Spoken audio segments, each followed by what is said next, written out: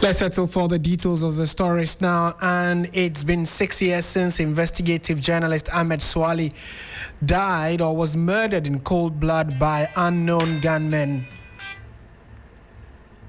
in Medina, a suburb of Accra. Till date, the police has no single evidence to zero in on the suspect. The late Ahmed Suale Hussein was murdered in 2019 in what was widely believed to be a contract killing. Daniel Kranting, a colleague and a friend of the deceased journalist, was arrested and charged with 2 counts of abetment to commit crime and murder, and was facing committal proceedings before the court. The Medina District Court on Tuesday, October 14, however, discharged the lead suspect in the case. Prosecution alleged that they had led 2 other culprits currently at large to the home of Ahmed Suale, where he eventually shot and killed the victim in question. These unknown assailants are still on the run and the police are looking for them vigorously. He, however, pleaded not guilty and was put on a 50,000 Ghana cedi bail, I should say. The Attorney General also cited failure by the police prosecution to gather sufficient evidence, the basis to discontinue the case. In a moment, to at least give you an idea of which other key individuals have lost their lives in very tragic circumstances, but investigations have gone cold as a result of lack of evidence to continue prosecution. Before that, let's listen to Emma Jean Markin, who says that it is a bittersweet moment for the team of lawyers who have been following the case, and they are actually the lawyers for the gentleman who has now been released, more or less, Daniel Kranting, for lack of evidence by the prosecution. If you ask me, I have a bittersweet emotion towards the whole thing, especially since, I was there with him from the beginning. We are actually a team of lawyers. We're about 5 lawyers handling Daniel Kranting, different aspects of his matter. And it was a very difficult period, knowing fully well that certain allegations were made, and then you know that no, it cannot be, because I know this person, I saw him here, we did this was done, so how can this be? Especially with the accusation that he was out of the country. That was one issue that we were like, this man was here. He's been in all our offices for years. We are handling matters for him in court. We have personally given him vehicles to go and people to go to meetings with government institutions. He works closely with the police. I have been there with him in police stations, several police stations. So, and he has traveled in and out of the country in where I'm aware. In fact, in 2024, I think it was about 4 times. We have all these things to prove that this person was never and could never be a fugitive of justice. So he was always coordinating with the prosecution? Cooperating with the prosecution? I would say so. I think in the last part, he was invited. And I had an emergency, so we could not appear. Shortly after he was arrested. Yes, I think that was also a small lapse on our part that has cost this gentleman quite a lot. So when I say it's a bittersweet moment, because of, even after the arrest and after his bail, he's even having to seek medical attention. He's had a lot of emotional trauma. It's not been easy, even for us as lawyers. I think it was a non-starter. I think that we were abandoning things that happened 2019, which is something that we cannot do in this matter. In 2019, when this issue happened, a lot of things happened. Several arrests have been made. Have we ever heard of anybody being paraded around the way Daniel Kranting was paraded around? Has it ever been heard? But there have been several arrests. You understand what I mean? So it was shocking and surprising to everybody. I won't say, I cannot speak for somebody and their work, but from where I sit, I feel like as if I know there had to be more work to be done. And if there was more work done, like the way some media houses were saying FBI investigations, it would certainly not be pointing at my clients, because you would have known that the gentleman was all the time in the country, except for 1 week, 2 weeks when he was out of the country, doing work, other investigative works. I think it's a bit of the two. Because I feel like Ahmed Suale was a friend to Daniel Osokranting. They were very good friends. I never heard of Ahmed really, but I knew a little bit of information on the media. But whenever I spoke to Daniel and he recalled his days, he always used to mention Ahmed. So I was surprised when all of a sudden a bosom friend now becomes the accused. You get what I mean? So I think for Ahmed, the delay in actually looking in the right direction, I think that this thing has nothing to do with pictures. Because if we are going to go along the picture line, then this man's image should not be anywhere. But he was front-facing in all investigations, using his name, using his face. I'm sure you recall Kwesi Nantesi's wife even saying that she met with him. So there are several people who know that what he looks like. He has a Facebook page. You see him in some of the documentaries. They say Ahmed. Then you see Ahmed in the back there with a camera. So to me, I'm just wondering, why? Why must the person die because of pictures? Those pictures are a non-starter in this case, in this particular case. So what we have to be looking is casting our net wide. There were eyewitnesses who saw who these assailants were. We cannot throw that away. We can never throw that away, because eyewitnesses see the people, and it looks nothing like Daniel Osokranting. And for me, if you tell me that somebody's call records show that he was in the area, I will laugh. So that's the voice of the lawyer who is, or part of the team of lawyers who are taking or were representing Daniel Kranting, who is the lead suspect in the Ahmed Suale case, who has now been released. So what does this really mean, legally speaking? What does that mean? Before we go to the phone lines to engage Dr. Jones Opoku Wari, let's also listen to Dr. Mustafa Idrisu, who is a member of the family of Ahmed Suale, on their reaction to the latest in terms of the court twist or the court issue, which has led to the release of the lead suspect now. So let's listen to him. It has been a pain to the family over the years.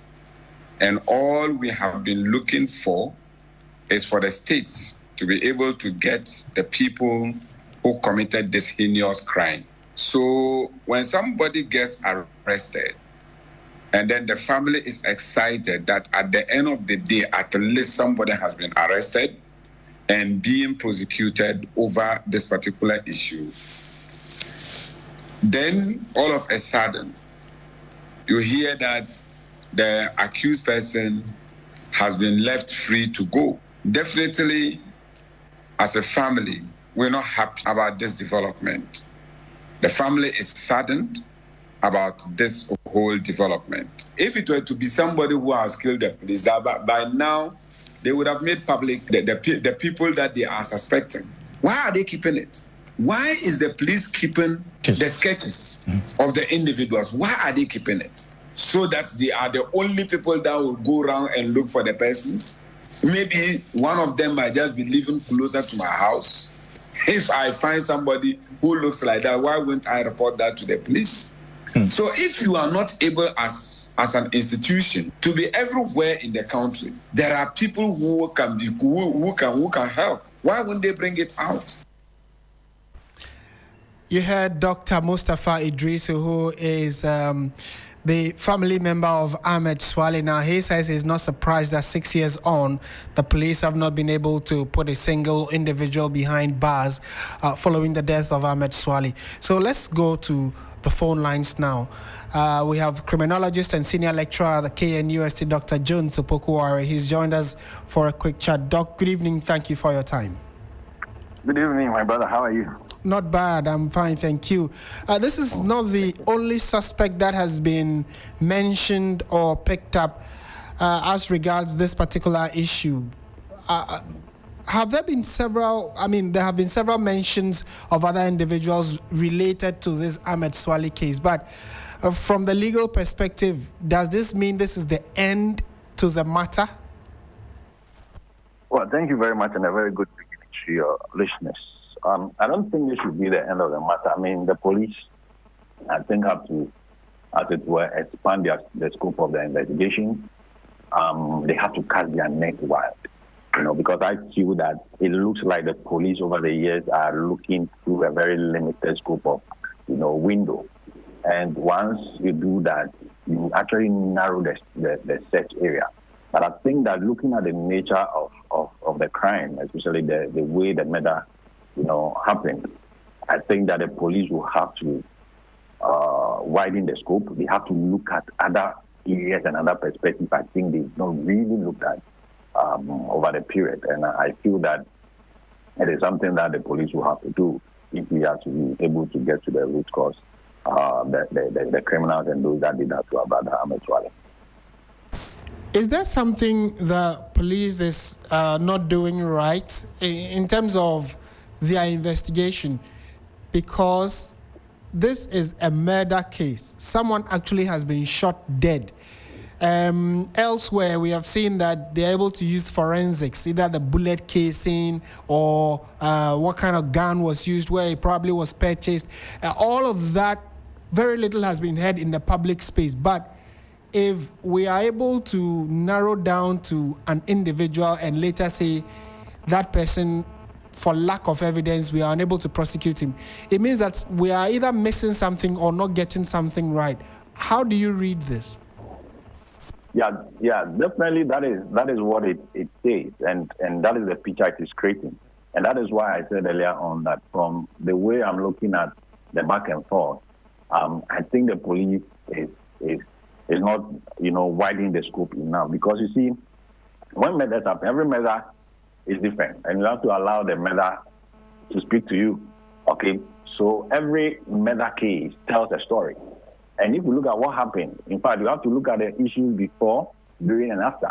Okay, so if you look at what happened before the brutal murder of our brother, the way things unfolded before, during, and after, I think that the police cannot just narrow the scope. They have to look at all those scenarios, all over, so that they can rope in a lot more people and now begin to interrogate a number of people, so that they can now begin to eliminate each of them one after the other, okay, and then be able to pin down to the very person that is responsible. But if we only have to narrow it down to a certain circle based on probably some preconceived notion, I think it will be very difficult for the police to be able to get to the actual perpetrator of the crime. Okay, so I'm thinking that right from the time the incident happened, the narrative that came out, the discussion that came out was quite unfortunate. I mean, from a criminological perspective, it was very unfortunate because I felt that once those narratives were being played out in the media, if there is actually a true criminal who was responsible for what happened, we're actually giving the person enough time and space for the person to cover the tracks and probably even leave the jurisdiction. Because now all of us were looking at a certain way. There were other perspectives which, for typical murders like that, we have to explore, which I think that all of us, because of the fact that we were following those kind of narratives, we were not able to look there and we lost track of it. So I'm thinking that this is the time. Let cool heads, calm down. Let the police review their approaches from the time it happened, probably from even before it happened, through to the time it happened, and then all the issues that happen afterwards. Then we can draw a proper chain, and then the chain will be able to link us to those people that are very responsible for this that actually act against our brother. Because we need to be able to actually get to the person that committed this and get justice for Ahmed Suale and the family. Do our systems? Would you agree that our systems are updated enough to be able to still investigate while the case has as of now in court, being put on the shelf. And I'm asking this on the back of reports that the police actually have a unit that sketches people who are assumed to have been suspects. How workable are these sketches, and is it something that our system actually has advanced enough to collaborate all of it and say that, okay, this individual or that individual, based on our study and our investigation, could be, a key actor in the entire scenario? Well, sketches are very important in the criminal investigation process. In fact, in other jurisdictions, it is used frequently to identify, suspects. Okay.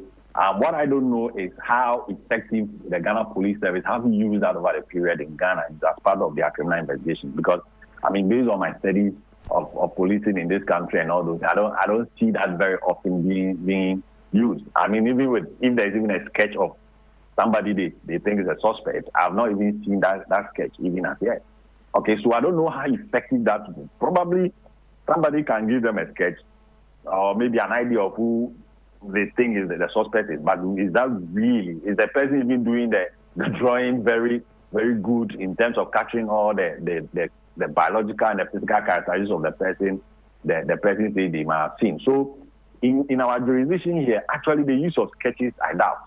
And that doubt it can really help us to be able to pin it down to a person. But I know in other jurisdictions, it is something that they have used and they have perfected it. In fact, they even have units that are specifically responsible for doing these sketches and publishing them, that is able to help us to profile these alleged suspects and then get to them.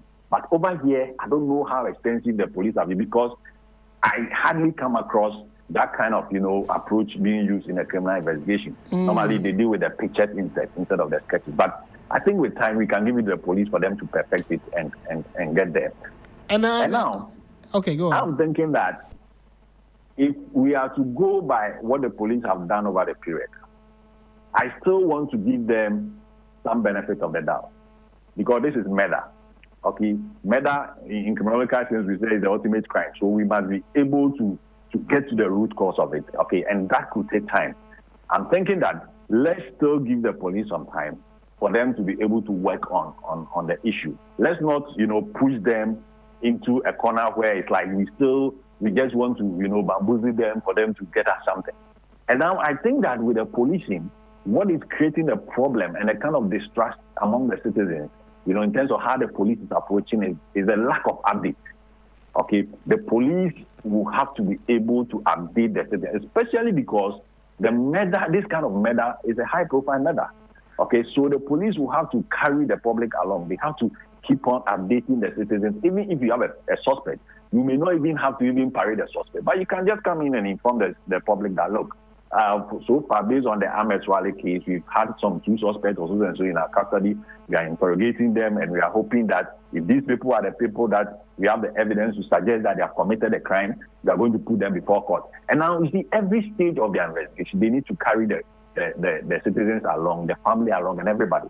Once they don't do that and they create that quietness in between, that is where the distrust start coming in. And I think that over the period, the police have not really done that in terms of how they are able to carry the citizens along when it comes to the investigations of the death of Ahmed Suale. Right, and that was actually my final question to you, that even these sketches we are being told about, I'm not sure any member of the public has seen this sketch, to even I work within space and I've never even seen it before. Right. And again, your last point, if maybe for purposes of reiteration, you are raising concerns about the lack of collaboration with the public, because clearly whoever committed the crime, and there is enough evidence to show that someone actually committed a crime because a life has been lost, a gun was fired, that individual is still very likely to be living amongst us. So if the police have not been able to work with the public and everything seemed to have been, held to their chest, it's going to be even more difficult for them, because then the public, they are not collaborating with the public to get to the bottom of this, right? Exactly, because, just like the politicians who say, all politics is local, all policing is also local, okay? Which means that it is the citizens at the local level that will have to give the police information. But then the police must create that atmosphere for them. That is why I told you earlier on that I didn't like the narrative, the earlier narrative when the issue happened. Okay, the way it was presented to the public, you know, and even people that used to work with Ahmed Suale, the way it was presented to the public, all of us were looking at a certain side, and then the issue then turned into politics. And you see, once it becomes highly political, people down there now grow into this state of distrust. So even in dealing with the police, they become scared because they don't know where the police even stand. They don't even know who stands where. Right. Okay, but we don't have to treat murder cases like that. Murders are murders. You don't have to have a certain narrative on them. People have been killed or someone has been killed. The duty is that we must find the perpetrators of the act and bring justice to the victim and their families, and even the general public, and guarantee safety for the general public. And you do that working with the public, because all policing is local. The public has to give you the information. They have to give you the tip. And then based on that, you can work on the tip and now pin it down to the actual perpetrator. If you put narratives on them, now people that know information or have information will now begin to feel, you know, some sense of distrust. And now, should I even do this? Should I even tell the police, hey, this one is all over the place. So if I say this, hey, these people, would they come after me? Then it becomes very difficult for the people to be on board. And I think that is where we are having an issue with the police now. Because the police have for the past 5 to 6 years, when this incident happened, I feel they've not really engaged the communities. They've not really engaged the citizens in terms of getting all the information that is needed to be able to get to the bottom of this case. Okay. Doc, thank you so much for your time this evening and your thoughts as well. Thank you so much. We've been speaking to criminologist and senior lecturer at the Kwame Nkrumah University of Science and Technology, Dr. Jones Opoku-Ware, who has been sharing thoughts on the police's latest decision, or government's latest decision, that is, to discontinue the trial of the Ahmed Suale case because they do not have enough evidence to continue the trial. And on the back of that, the lead suspect, who has been at the center of all of this, Daniel Cranting, has also been released or let go for lack of evidence. We'll see what the reaction will be in the coming days, or what else will play out in the coming days regarding this particular issue. And talking about deaths and strange murders, we have some news just coming in from the